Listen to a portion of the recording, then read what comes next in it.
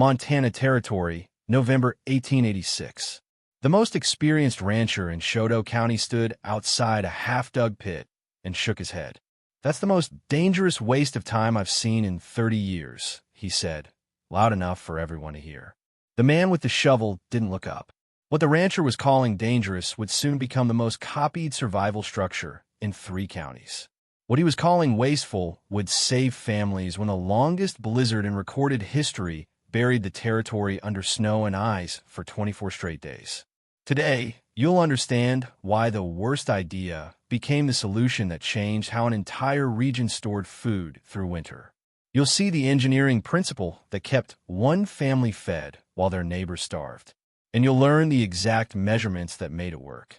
If you want to discover one authentic frontier technique every week, methods that actually saved lives when survival wasn't optional, subscribe now. These aren't theories. These are proven solutions, and I'll show you exactly how they worked. Let me take you back to the moment it all started. His name was Garrett Byrne, 32 years old, a homesteader with a wife and 3 children, trying to make a claim work on 40 acres of Montana grassland. He wasn't a builder, wasn't an engineer. He was a farmer who'd watched 2 winters destroy what he worked all year to grow. The problem was simple, and it was killing families. Montana winters froze everything.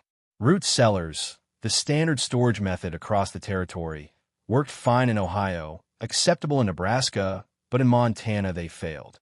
The frost line dropped 4, sometimes 5 feet deep.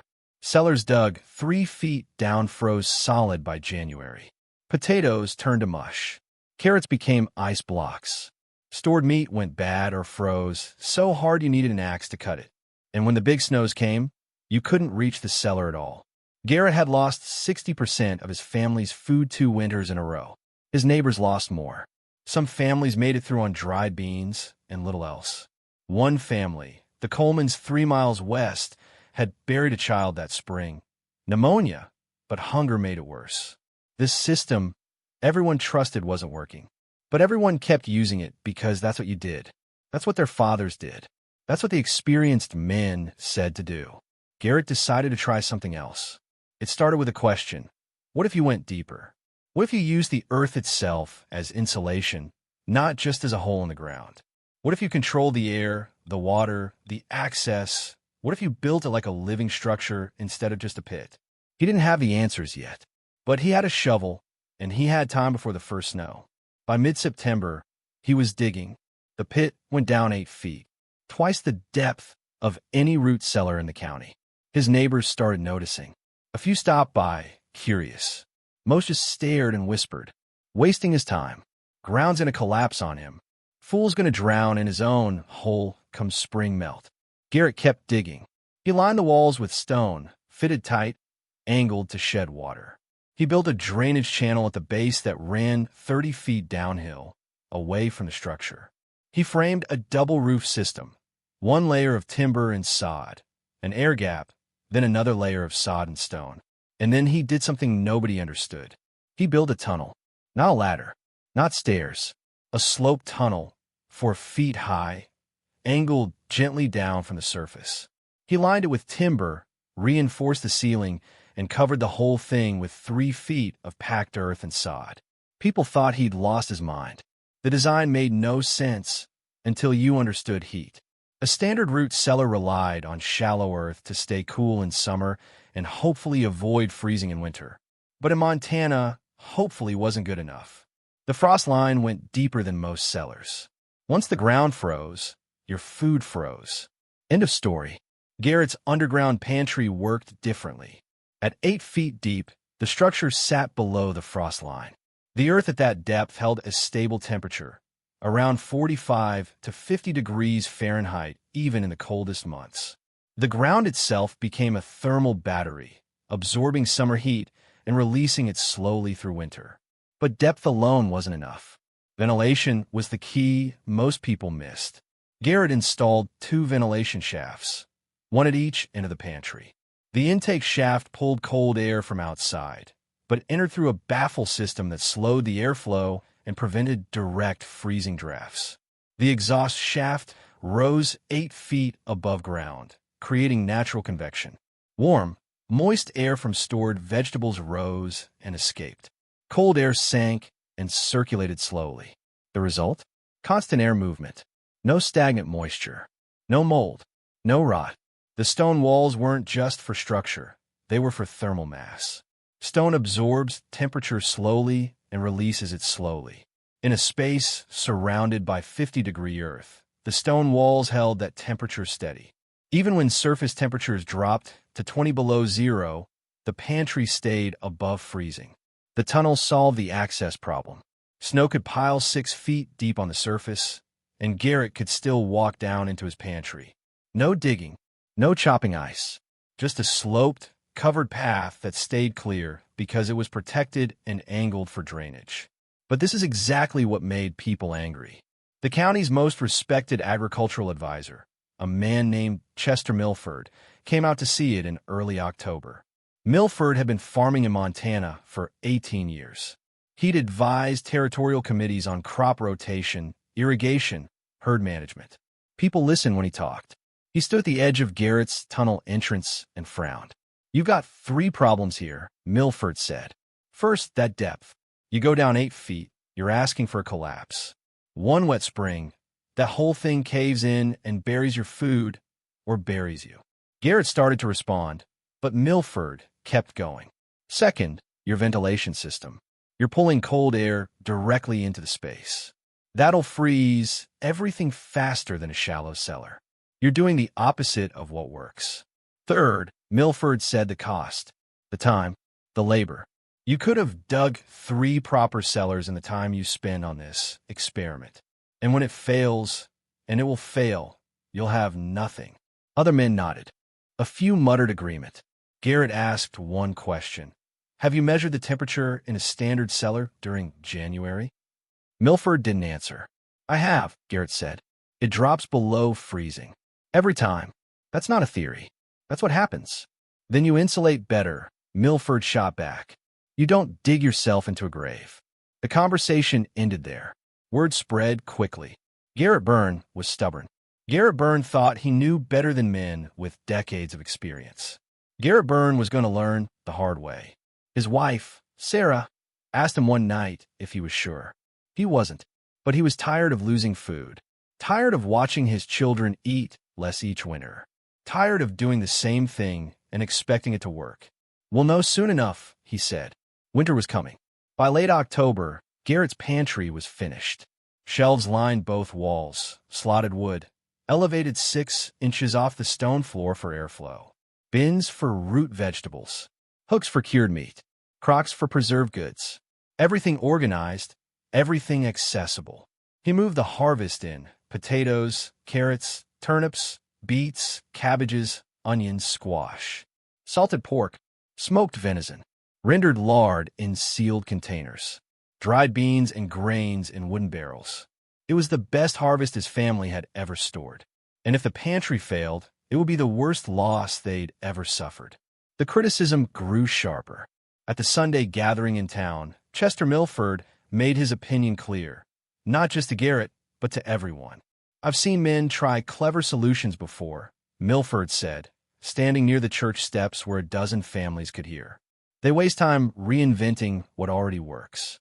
Garrett Byrne dug himself a pit that'll flood, freeze, or collapse. Probably all 3. Someone asked, "What if it works?" Milford shook his head. "It won't." The man's ignored every principle of proper storage. You don't go deeper into frozen ground.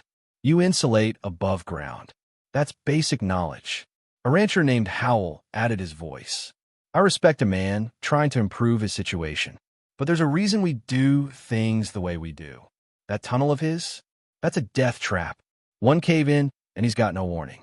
No escape." Garrett wasn't there to defend himself. He was home, checking ventilation airflow, making sure the drainage channel was clear. But Sarah heard about it. So did their neighbors. The social weight was real. In a small community, going against the consensus wasn't just impractical. It was isolating. People stopped asking Garrett for help with their own work. Invitations to shared meals dried up.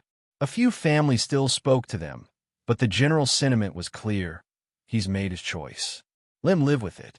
One neighbor, a widow named Mrs. Halloran, was blunt when she saw Sarah in town. "I hope your husband's pride is worth it," she said, "because when that fancy hole of his fails, you'll be the ones going hungry. And don't expect the rest of us to make up the difference." Sarah didn't respond. She bought what they needed and went home.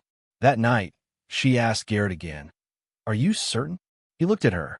"No, but I'm more certain of this than I am of doing what already failed." The first snow came on November 8th. Light, just a dusting, but it was a warning. Garrett walked down into his pantry and checked the temperature. He'd hung a mercury thermometer inside, one of the few luxuries he'd allowed himself. The reading, 48 degrees Fahrenheit. Outside, the air was 34 degrees and falling. He checked again 3 days later after a harder frost. Outside, 22 degrees. Inside the pantry, 47 degrees. It was working, but the real test hadn't arrived yet. It started on January 9th, 1887.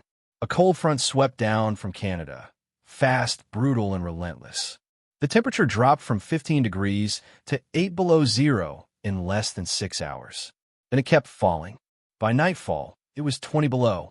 The snow started just after midnight. Not the light, drifting kind. Heavy, wind-driven snow that came in horizontal sheets. Visibility dropped to nothing. The wind howled so loud it sounded like the planes were tearing apart. Garrett woke to a house already losing heat. The fire was roaring, but the cold was winning. He added more wood, then more. Sarah bundled the children in every blanket they owned. The blizzard didn't stop. Day 2, day 3, day 4. The snow piled up 3 feet, then 4, then 5. Drifts against the house reached the roof. The temperature outside stayed below zero day and night. Some mornings it dropped to 30 below. Families burned through firewood faster than they'd planned. Livestock froze in barns. The wind was so strong and constant that stepping outside for more than a minute meant frostbite, and the food situation got worse. Root cellars across the county were freezing. Garrett heard about it later. Potatoes turning to black mush, carrots splitting from ice expansion, stored meat freezing into solid, inedible blocks. Families were losing their winter supplies in real time, and there was nothing they could do. Mrs. Halloran's cellar flooded when snowmelt seeped through the shallow walls. She lost everything stored below ground. The Caldwell family, for miles east, couldn't even reach their cellar. The entrance was buried under 6 feet of snow, and the cold was so severe that digging was impossible. They survived on dried beans and what little they'd kept in the house. Chester Milford's cellar, built the right way, insulated above ground, froze anyway. The temperature inside dropped to 28 degrees. His potatoes were ruined. The blizzard kept going. Day 7, day 10, day 14. People started running out of food. Not starving yet, but rationing hard. Families ate once a day. Children cried from hunger. Men stared at empty shelves and calculated how long they could last. Some tried to reach town for supplies, but the roads were impassable. Drifts were 8, 10 feet deep in places. The few who tried turned back or got lost. One man nearly died and had to be pulled into a neighbor's barn. Garrett's family was eating normally. Every day, he walked to the tunnel entrance, brushed off the light snow that had settled on the covered frame, and descended into the pantry. The temperature inside, 46 degrees. Steady, reliable. The potatoes were firm. The carrots were crisp. The cabbage was fresh. The meat was perfectly preserved, cold enough to stay safe, warm enough to slice with a knife. He brought up what they needed for the day, closed the ventilation baffles slightly to reduce cold air intake during the worst of the storm, and returned to the house. His children didn't go hungry. Not once. The blizzard lasted 24 days. When it finally stopped on February 2nd, the territory was devastated. Entire herds had been wiped out. Homesteads were buried. Families were traumatized, broke, and desperate. And everyone knew who still had food. Stay with me, because what happened next silenced every critic. The first visitors came on February 4th. The Hendersons, a family from 2 miles south. The husband, William, knocked on Garrett's door just after sunrise. His face was gaunt. His wife stood behind him, holding their youngest child. "We heard," William said quietly, "that you still have food." Garrett invited them in. Sarah was already preparing extra portions. They fed the Hendersons a full meal: boiled potatoes, carrots, salt pork, fresh bread, made that morning. The family ate in silence, almost reverent. When they finished, William asked the question everyone would soon be asking: how? Garrett took him outside to the tunnel entrance. The snow had been cleared from the path, but drifts still towered on either side. They descended together into the pantry. William stopped halfway down the tunnel. His breath fogged in the cold air outside, but as they moved deeper, the air warmed slightly.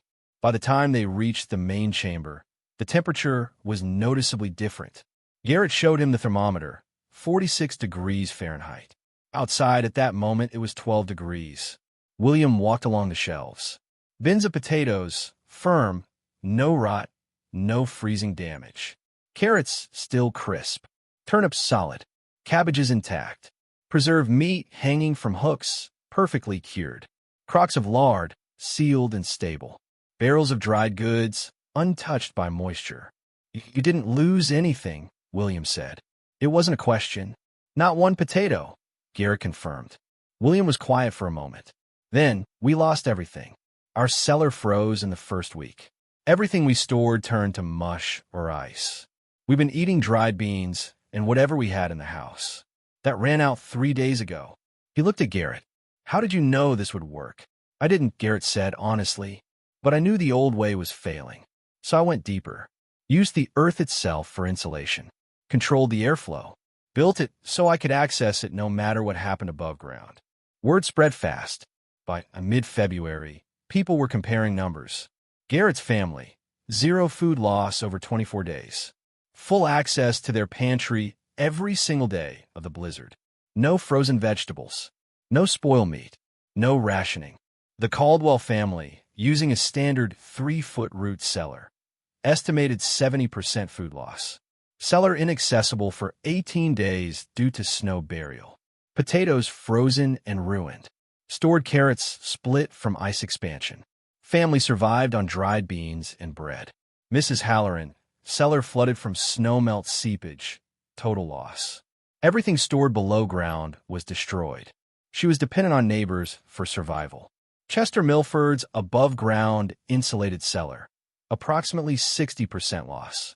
Internal temperature dropped to 28 degrees Fahrenheit during the coldest nights.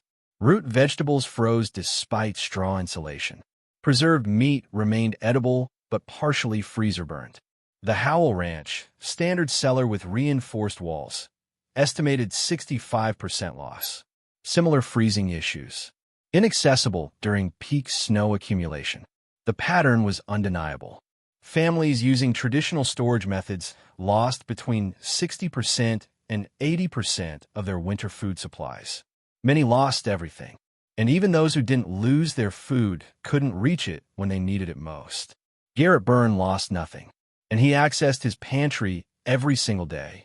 The numbers told the story better than any argument could. A farmer named Dalton rode out to Garrett's property specifically to see the pantry. He brought a notebook. He measured the dimensions. He checked the ventilation system. He examined the drainage channel.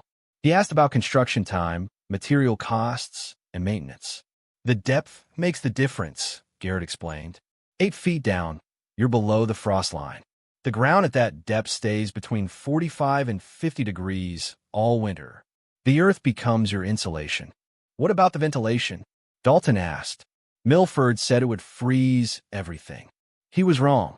Garrett said simply, "You need airflow to prevent moisture buildup, but you control it. The intake baffle slows the cold air. The exhaust creates gentle convection, just enough to keep things dry, not enough to drop the temperature." Dalton wrote it all down. "And the tunnel? That's for access. Snow can pile 10 feet deep up here. Doesn't matter. The tunnel stays clear because it's covered and sloped for drainage. I can walk down here in the middle of a blizzard." Dalton looked at his notes. Then he looked at Garrett. "You proved every expert wrong." "I proved the method works," Garrett corrected. "The experts can think whatever they want." By late February, the territorial newspaper ran a story. Not about the blizzard itself. Everyone knew about that. about the survival methods that worked when everything else failed. Garrett's pantry was mentioned by name. The article included measurements: 8-foot depth, dual ventilation, thermal stability at 46 degrees Fahrenheit, zero loss over 24 days. The article compared it to standard cellars: average loss of 65%, frequent inaccessibility, freezing damage, total failures from flooding. The conclusion was blunt: traditional methods designed for milder climates are inadequate for Montana winters. Innovative approaches based on sound thermal principles may be the future of frontier food storage. Chester Milford read the article. He didn't comment publicly, but privately, to a few close friends, he admitted, "I didn't think it would work. I was wrong."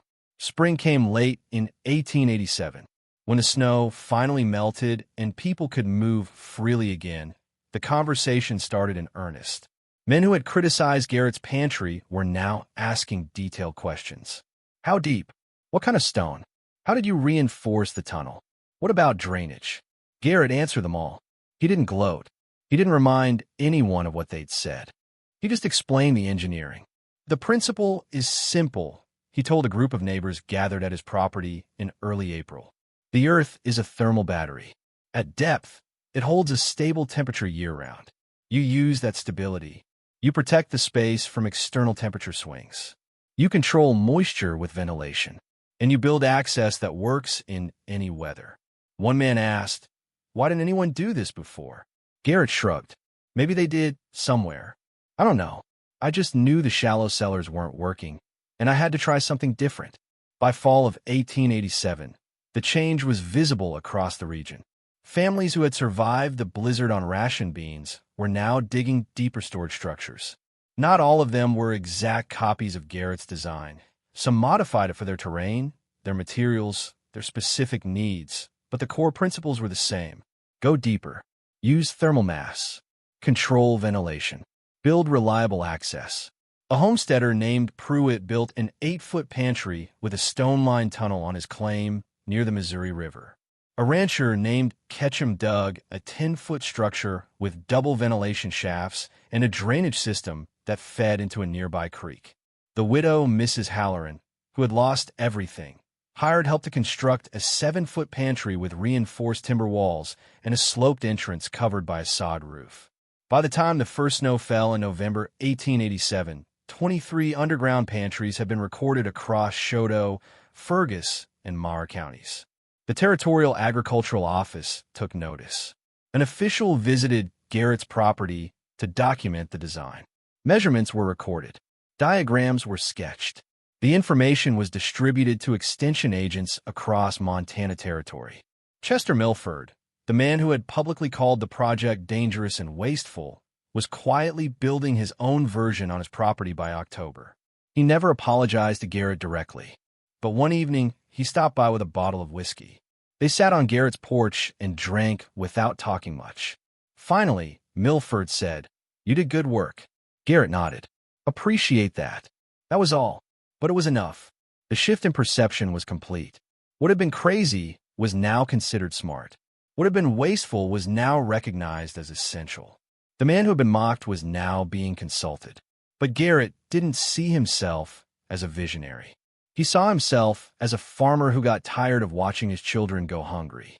"People asked me if I knew it would work," he told Sarah one evening that winter. "I didn't. I just knew the old way was failing. So I tried something else. That's all.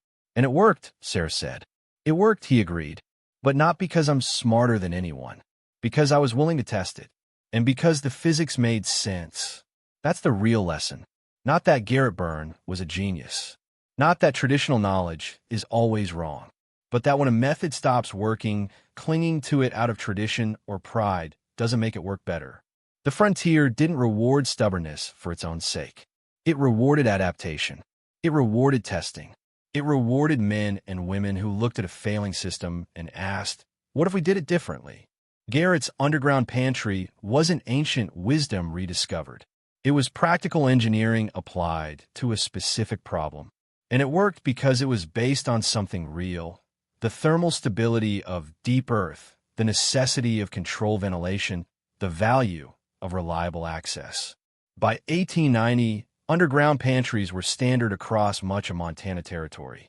Families modified the design to fit their land. Some went deeper. Some used different materials. Some added multiple chambers for different types of storage. But they all followed the same core principles that Garrett had proven during 24 days of blizzard. He wasn't being reckless when he dug that 8-foot pit. He was being prepared. And when the crisis came, preparation made all the difference. Now I want to hear from you. Which part of this solution would you apply to your homestead today?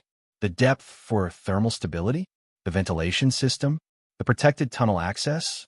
Drop a comment and let me know where you're watching from and what winters are like where you live. And if you found this story valuable, if you want to learn more authentic frontier techniques that actually worked when survival wasn't optional, hit that subscribe button. Every week, I bring you one real method with real measurements that kept families alive on the American frontier. This isn't theory. This is history, and it still works. Educational note. This script is presented for historical and educational purposes. While based on authentic frontier engineering principles, thermal mass, earth stability below frost line, control ventilation, it is a dramatized reconstruction. Any modern construction project should follow current building codes, safety regulations, and professional engineering guidance. Consult local authorities and qualified professionals before attempting similar structures.